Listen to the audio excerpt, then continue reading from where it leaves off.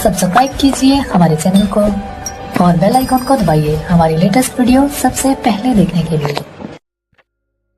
एक बार फिर आप सबका स्वागत है आप सबके अपने चैनल रास्ता द वे टू हेवन में। आज की शुरुआत हम करेंगे एक कहानी से जिनको तुमने अपना विचार मान रखा है। कभी ख्याल किया है वह क्या है? मैं हिंदू, मैं मुसलमान कि ब्राह्मण कि शूद्र कि अच्छा कि बुरा कि ऐसा कि वैसा। ये तुमने जो मान रखे हैं विचार, ये तुम्हारे हैं, ये सब उदार हैं। मन तो एक चौराहा है जिस पर विचार के यात्री गुजरते रहते हैं। तुम्हारा इसमें कुछ नहीं है। मैं एक बार एक घर में मेहमान था। दो बच्चे सीढ़ियों पर बैठकर बड़ा झगड़ा कर रहे थे। तो मैंने पूछा, मामला क्या है? जब मारपीट पर नौबत आ गई तो मैं उठा और बाहर गया। मैंने कहा, रुको, बात क्या है? अभी तो बड़े चंगे बैठे खेल रहे थे। उन्होंने कहा कि इसने मेरी कार ले ली। मैंने कहा, कार? तो उन्होंने कहा, आप समझे नहीं, आपको खेल का पता नहीं है। मैंने कहा कि खेल मुझे भी समझाओ।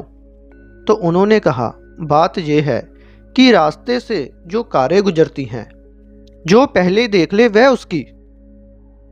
अभी एक काली कार गुजरी, वह मैंने पहले देखी और ये कहता है कि मेरी है। इससे झगड़ा हो रहा है।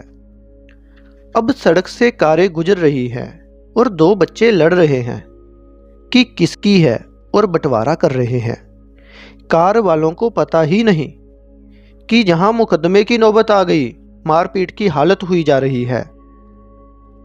विचार भी ऐसे ही है। तुम्हारे मन के रास्ते से गुजरते हैं इसलिए तुम्हारे हैं, ऐसा मत मान लेना। तुम्हारा कौन सा विचार है? जैन घर में पैदा हो गए, माँ बाप ने कहा तुम जैन हो। एक कार गुजरी, तुमने पकड़ी कि मेरी है।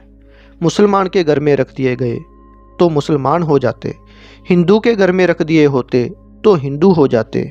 संजोग की बात थी कि तुम रास्ते के किनारे खड़े थे और कार गुजरी। ये संजोग था कि तुम जैन घर में पैदा हुए कि हिंदू घर में पैदा हुए, ये संजोग मात्र है। इससे ना तुम हिंदू होते हो ना जैन होते हो, मगर सब हो गए। तुमने पकड़ ली बात। किसी ने समझा दिया ब्राह्मण हो, तिलक टीका लगा दिया, जनेऊ पहना दिया। कैसे कैसे बुद्धू बनाने के रास्ते हैं और सरलता से तुम बुद्धू बन गए। और तुमने मान लिया कि मैं बस और केवल ब्राह्मण हूँ। और तुम शूद्र को हिकारत की नज़र से देखने लगे और अपने पीछे तुमने अकड़ पाल ली। और फिर ऐसा ही तुमने गीता पढ़ी और कुरान पढ़ी और बाइबल पढ़ी और विचारों की श्रृंखला तुम्हारे भीतर चलने लगी, तैरने लगी। रास्ते पर ट्रैफिक बढ़ता चला गया और तुम सारे ट्रैफिक के मालिक हो गए। तुम्हारा इसमें क्या है? तुम्हारा इसमें कोई भी विचार नहीं। और फिर तुमने ये भी देखा, विचार कितने जल्दी बदल जाते हैं। विचार बड़े अवसरवादी हैं, विचार बड़े राजनीतिज्ञ हैं। पार्टी बदलने में देर नहीं लगती। ऐसे ही एक और कहानी है जिससे सिद्ध होता है कि विचार बदलते देर नहीं लगती, सिर्फ मौके के हिसाब से विचार आते हैं। नसरुद्दीन अपने घोड़े को बांधकर एक दुकान पर सामान खरीदने गया। जब वह लौटकर आया तो किसी ने घोड़े पर लाल पेंट कर दिया। तो वह बड़ा नाराज हुआ कि ये कौन आदमी है, किसने शरारत की? तो किसी ने कहा, ये सामने जो शराबघर है उसमें एक आदमी आया है, उसने इसको लाल रंग से पोत दिया, वह पिए हुए है। नसरुद्दीन बड़े क्रोध में भीतर गया और उसने कहा कि किस नालायक ने मेरे घोड़े पर रंग पोता है, हड्डी हड्डी निकाल कर रख दूंगा। कौन है? खड़ा हो जाए। जब आदमी खड़ा हुआ तो घबराया। कोई 6.5 फुट लंबा एक आदमी था। नसरुद्दीन थोड़ा सा सहमा। उसने कहा, ये हड्डी वगैरह तो निकालना दूर है, अपनी हड्डियां बच जाए यही बहुत है। उसने आदमी से कहा, बोलो क्या विचार है, क्या कर रहे थे, किस लिए आए हो? नसरुद्दीन ने कहा, अरे सरदार जी, मैं ये कहने आया हूँ कि घोड़े पर पहली कोट तो सूख गई, दूसरी कोट कब करोगे? बड़ी कृपा कि घोड़ा रंग दिया, मगर पहली कोट बिल्कुल सूख गई है। ऐसे ही बदल जाते हैं विचार। विचार बड़े अवसरवादी हैं। विचारों का बहुत भरोसा मत करना। मन राजनीतिज्ञ है और मन में पढ़ रहा है, वह राजनीति में पढ़ रहा है। इसलिए मैं कहता हूँ धार्मिक आदमी राजनीतिज्ञ नहीं हो सकता, क्योंकि धार्मिक होने का अर्थ है मन के पार गया, मन के पीछे जो चैतन्य है उसमें विराजमान हुआ। विचारों की इस भीड़ से हटो। लेकिन जब तक तुम पकड़े रहोगे कैसे हटोगे? विचारों की भीड़ ने ही तुम्हें बेईमान बनाया है, पाखंडी बनाया है, अवसरवादी बनाया है। मन रोग है, इससे अपने हाथ धो लो, बेमन हो जाओ। समाधि का इतना ही अर्थ है, ध्यान का इतना ही अर्थ है कि किस तरह मन से तुम्हारा संबंध छूट जाए। और तुम रोज देखते हो कि मन तुम्हें कैसे कैसे धोखे दिए जाता है, और इस मन के द्वारा तुम दूसरों को धोखा देते जा रहे हो, और ये मन तुमको धोखा देता जा रहा है। मैंने सुना है कि जंगल के जानवरों को आदमियों का एक दफे रोग लग गया। जंगल में दौड़ती जीपें और झंडे और चुनाव। जानवरों ने कहा हमको भी चुनाव करना चाहिए, लोकतंत्र हमें भी चाहिए। बड़ी अशांति फैल गई जंगल में। सिंह ने भी देखा कि अगर लोकतंत्र का साथ ना दे तो उसका सिंहासन डामाडोल हो जाएगा। तो उसने कहा भाई हम तो पहले से ही लोकतंत्री हैं, खत्म करो इमरजेंसी, चुनाव होगा। चुनाव होने लगा। अब बेचारे सिंह को घर घर द्वार द्वार हाथ जोड़कर खड़ा होना, गधों से बाप कहना पड़ा। एक लोमड़ी उसके साथ चलती थी, सलाहकार जैसे दिल्ली में होते हैं। उस लोमड़ी ने कहा एक बात बड़ी कठिन है। आप अभी अभी बेड़ों से मिलकर आए और आपने बेड़ों से कहा कि तुम्हारे हित के लिए ही मैं खड़ा हुआ हूं, तुम्हारा विकास हो। सदा से तुम्हारा शोषण किया गया है। प्यारी बेड़ों, तुम्हारे ही लिए मैं खड़ा हुआ हूं। आपने बेड़ों से ये कह दिया और आप बेड़ों के दुश्मन बेड़ियों के पास भी कल गए थे और उनसे भी आप कह रहे थे कि प्यारे बेड़ियों, तुम्हारे हित के लिए ही मैं खड़ा हूं, तुम्हारा हित हो, तुम्हें रोज रोज नई जवान जवान बेड़े खाने को मिले, यही तो हमारा लक्ष्य है।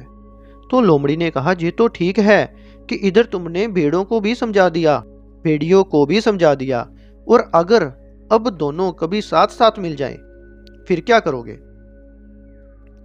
तो उसने कहा तुम गांधी बाबा का नाम सुना है कि नहीं? सुने? उस लोमड़ी ने कहा गांधी बाबा का नाम सुने? तो उन्होंने कहा गांधी बाबा हर तरकीब छोड़ गए हैं। जब दोनों साथ साथ मिल जाते हैं तब मैं कहता हूं मैं सर्वोदयी हूं, सबका उदय चाहता हूं। बेड़ों का भी उदय हो, बेड़ियों का भी उदय हो, सबका उदय हो। जब अकेले अकेले मिलते हैं तो उनको अपना बता देता हूं, जब सबको मिला तो सर्वोदयी की बात कर देता हूं। ये सर्वोदय शब्द भी सोचने जैसा है। पश्चिम में एक बहुत बड़ा विचारक हुआ, जॉन रस्किन। उसने एक किताब लिखी है अनटू दिस लास्ट। अफ्रीका में महात्मा गांधी को किसी ने वह किताब भेंट की। उस किताब से वह बहुत प्रभावित हुए। उनका उन्होंने गुजराती में अनुवाद किया। तो किताब को क्या नाम दें? किताब का ठीक ठीक नाम अगर अनुवाद करना होता होगा अंत्योदय। उन्होंने नाम दिया सर्वोदय, अनटू दिस लास्ट। ये जो आखिरी आदमी है इसका विकास हो तो अंत्योदय। अगर मैं अनुवाद करूं तो अंत्योदय करूंगा, सर्वोदय तो नहीं कर सकता, ये तो बेईमानी का शब्द है। और अनटू द लास्ट का मतलब होता भी नहीं सर्वोदय, क्योंकि जो आगे खड़े हैं और जो पीछे खड़े हैं अगर सबका उदय होता रहे साथ साथ, तो जो आगे हैं वह आगे रहेंगे, जो पीछे हैं वह पीछे ही रहेंगे। फासला बराबर उतने का उतना रहेगा। जो आगे खड़ा है उसे थोड़ा रोकना पड़े ताकि पीछे वाला आगे बढ़े और साथ हो जाए। अंत्योदय ठीक अनुवाद होगा, लेकिन गांधी जी ने सर्वोदय शब्द चुना, क्योंकि गांधी जी को लगेगा या लगा होगा कि अगर अंत्योदय की बात करो, बेड़ों की तो बात हो गई, लेकिन बेड़ियों का क्या? सर्वोदय की बात ज्यादा राजनीतिज्ञ लगती है। ये शब्द कुछ नया नहीं है। एक जैन दार्शनिक सम्मत भद्राचार्य ने हजारों साल पहले इस शब्द का प्रयोग किया, सर्वोदय, लेकिन बड़े दूसरे अर्थ में। तब तो अर्थ ठीक था। सम्मत भद्राचार्य ने सर्वोदय शब्द का प्रयोग किया है महावीर के लिए कि तुम सर्वोदय तीर्थ हो, क्योंकि तुम्हारे गाढ़ से ब्राह्मण भी उतर जाता है, शूद्र भी उतर जाता है, क्षत्रिय भी उतर जाता है, वैश्य भी उतर जाता है।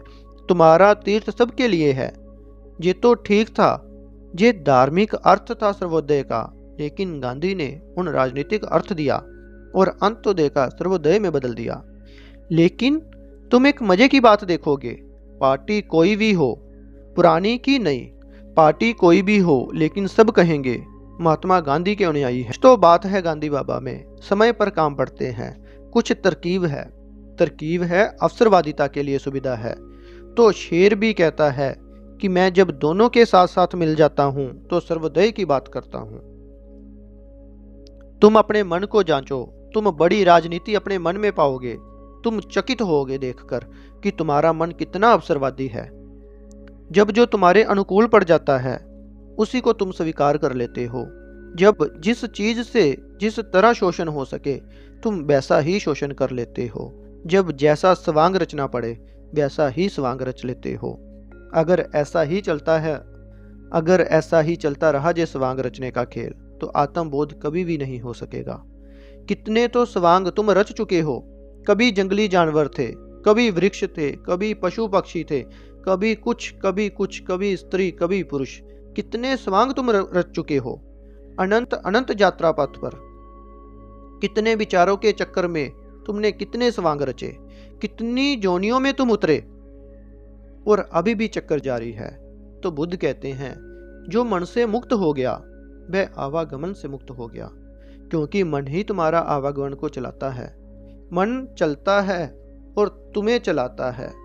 मन का चक्कर रुक जाए तो तुम्हारा चलना भी रुक जाएगा। इस यात्रा का जो पहला कदम है मन के साथ तदात्मय तोड़ लेना। मैं मन नहीं हूं, तो फिर मन के विचारों से क्या संबंध। तो ना तो ईश्वर के संबंध में कोई विचार लेके चलना, ना आत्मा के संबंध में कोई विचार लेके चलना, ना शुभ अशुभ के संबंध में कोई विचार लेकर चलना। विचार को पकड़कर चलने वाला निर्विचार तब कभी नहीं पहुंच सकेगा। विचार को छोड़ना है और निर्विचार में स्थिर होना है। ये महाक्रांति बुद्ध संसार में लाए। आज के लिए इतना ही। इसके आगे की बातें हम करेंगे इससे अगली वीडियो में।